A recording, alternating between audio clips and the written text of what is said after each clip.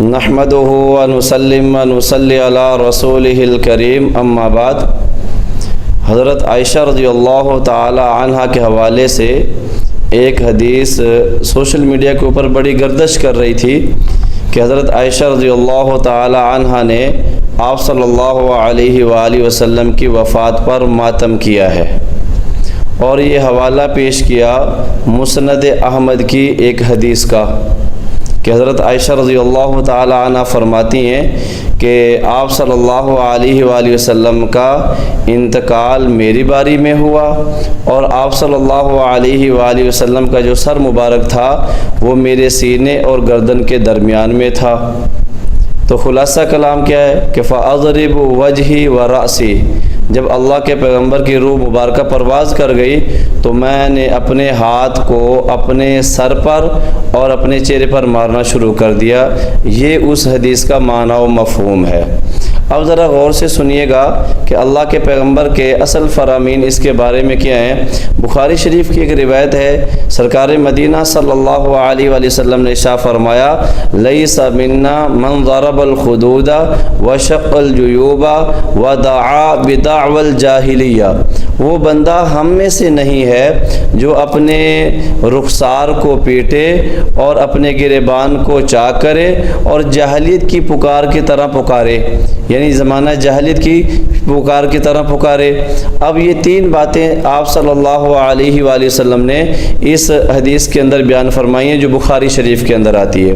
اب بہت سارے اہل تشیع نے حضرت عائشہ رضی اللہ تعالی عنہ کی اس حدیث کو بطور دلیل کے پیش کرنا شروع کر دیا کہ دیکھیں جی جناب سیدہ عائشہ رضی اللہ تعالی عنہ بھی تو اللہ کے پیغمبر کی وفات پر ماتم کر رہی ہیں، تو پھر آپ ہمارے ماتم کو ناجائز کیوں کہہ رہے ہیں وغیرہ وغیرہ۔ یہ اعتراضات ان کی طرف سے ہوئے اور ہمارا نوجوان بہن بھائی بیٹے بیٹیاں اس سے بڑے متاثر ہوتے ہوئے نظر آئے۔ دیکھیں جی دلیل تو بڑی معقول نظر آتی ہے، جبکہ اسی حدیث کے اندر جو مسند احمد کے اندر ہے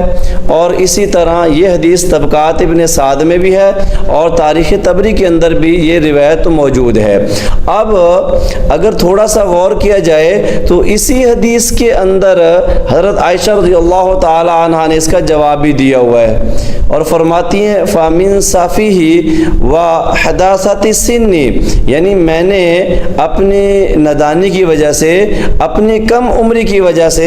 رسول اللہ صلی اللہ علیہ وآلہ وسلم کی وفات کے اوپر یہ جو عمل کیا ہے، اس کا جو ارتکاب کیا ہے، اس کی دو وجوہات تھی۔ ایک تو میری کم عمری تھی، دوسری نادانی تھی، صاحب کم عمری تھی، اتنا بڑا سانیہ پیش آ گیا تو حضرت عائشہ رضی اللہ تعالیٰ عنہ کو سمجھ ہی نہ آئی کہ میں نے کیا کرنا ہے۔ تو حضرت عائشہ رضی اللہ تعالیٰ عنہ نے خود اس کا جواب ارشاد فرمایا ہے، یہ واقعہ، یہ عمل جو ہے جو جائز نہیں تھا، یہ میری کم عمری کی وجہ سے پیش آیا ہے، اور اس کے اوپر حضرت عائشہ رضی اللہ تعالیٰ عنہ نے خود کمنٹس دیے ہوئے ہیں۔ لیکن بددیانتی کی انتہا یہ ہے کہ جب اس حدیث کو اہل تشیع یعنی روافض نے نقل کیا ہے تو فَمِن صَفِهِ وَحَدَاثَةِ السِّنِّ والے جو الفاظ ہیں ان کا ترجمہ بیچ میں سے اڑایا ہوا ہے اور باقی ترجمہ ملا کے پورا ایک